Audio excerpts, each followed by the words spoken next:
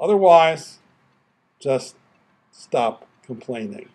You have the power to shape your future if you want to exercise it. Every faculty on every campus has that power. For some, it holds much more risk. If they're contingent, obviously the risk is much greater. But your lecturers, of which you got more than 2 or 3, I understand, ought to form a union. They're not prohibited from organizing. They ought to organize. As I said, their compensation is at the bottom of the scale. I doubt if they're here today, but they should organize. The key decision about the job system and the academic workplace are always made on your own campus when budget priorities are set and governance practices established. Take the money in your own hands. You have nothing to lose. Thanks.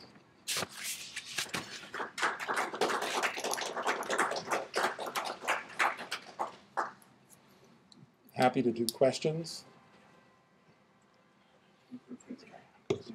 Thanks. We decided to have like a supper this evening in lieu of refreshments here at 6 o'clock across the street in tea time, where you are more than welcome to join us for a little borscht soup or some such thing. And there is some water back here for those of you that are thirsty. I wanted to openly respond real quick, first crack at Carrie, about some issues that I think are important. And I'd like to open the mic to other folks to speak generally about Carrie's speech here and our other issues as it relates to faculty rights. And also I wanted to say hi to Kristen. Kristen Lems is one of our AAUP people. Yep, one of our AAUP people has a presentation to do too.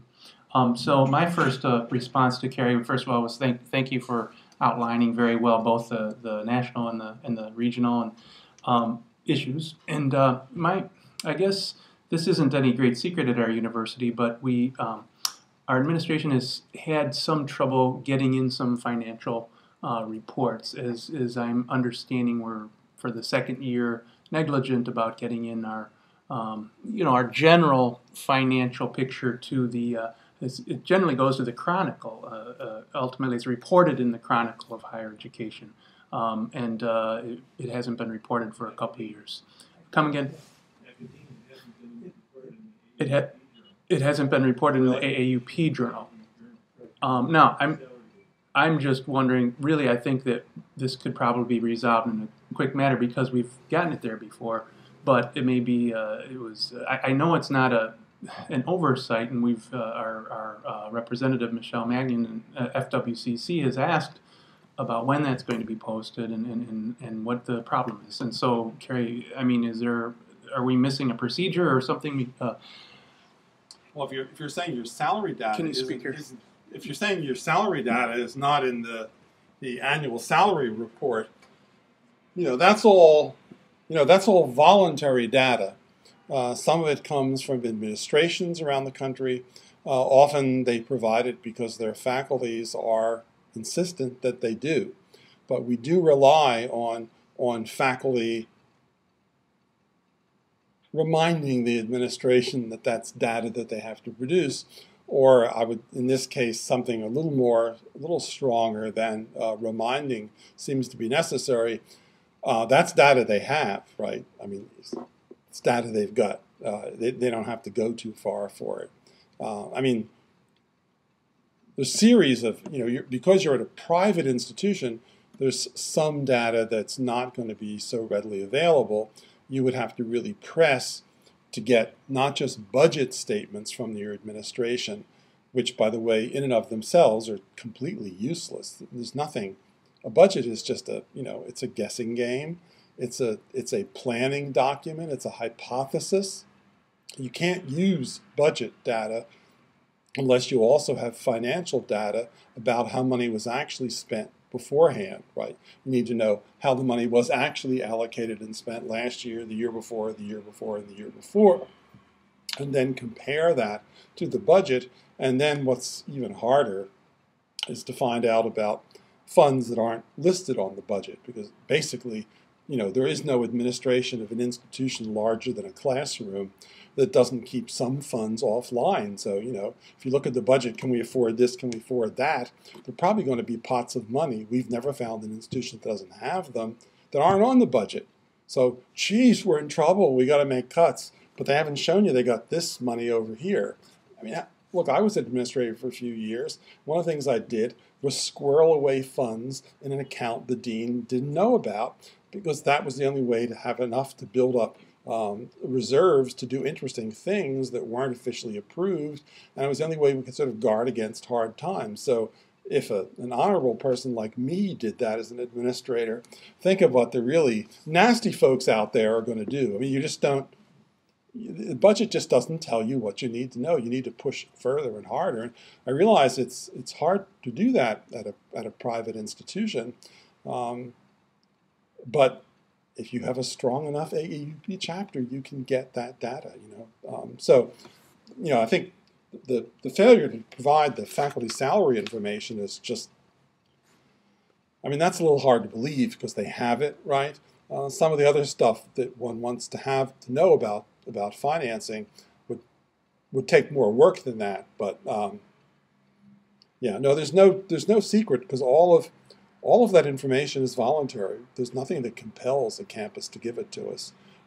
They do it in part because the administrators want to know. They want to know, see themselves in their relationships. Yeah. Actually, if I could just follow up, is there a particular party at AAUP that I could literally mention to the financial person? Talk to John Curtis about what his experiences have been in trying to get data out of you. And assuming that we did get it at one point, find out what connections we had to get the data in the past. Because we've done it in the past. It's just 2 years in a row. 1 year is not good, but 2 years is a problem. John is the person who tracks it in the national office, John Curtis, so he would be the person to ask about it. And this year we did the reminders. When we talked in the fall, when it was due, the reminders were there. I was told everyone to send it. And then it wasn't sent. I spoke to the president about it yesterday. I'm at a public university, not all that far from here. This stuff we're mandated by law to do. The AAUP wanted to do an analysis of the finances of the U of I in January, because the U of I was saying we had to have furloughs. One of the things we wanted was the financials from the fiscal year that ended June 2009. They're supposed to be online, right? January 2010, where are they? We know they've got them. An institution doesn't just not have its financial reports after 6 months have passed since the end of the fiscal year. They claimed they had a cash flow problem. That was the whole thing. And I'm willing to concede they do have a cash flow problem. The state owes them $400 million. That's real money to me. But you don't have cash flow problem without having a written cash flow analysis and prediction. Every business of any kind has cash flow analysis, right? We demanded the cash flow analysis, silence. So, even in a public institution, it can be really difficult to get information which they have, because they can't run their operation without it. So it goes far beyond faculty finances. But I'm worried about the willingness to disclose and to have somewhat transparent budgeting if they won't even send that information to the AAUP. It does have a somewhat canary in the coal mines feel to it, or tip of the iceberg feel to it. If they won't provide that, then what are they going to provide to you folks? Yeah.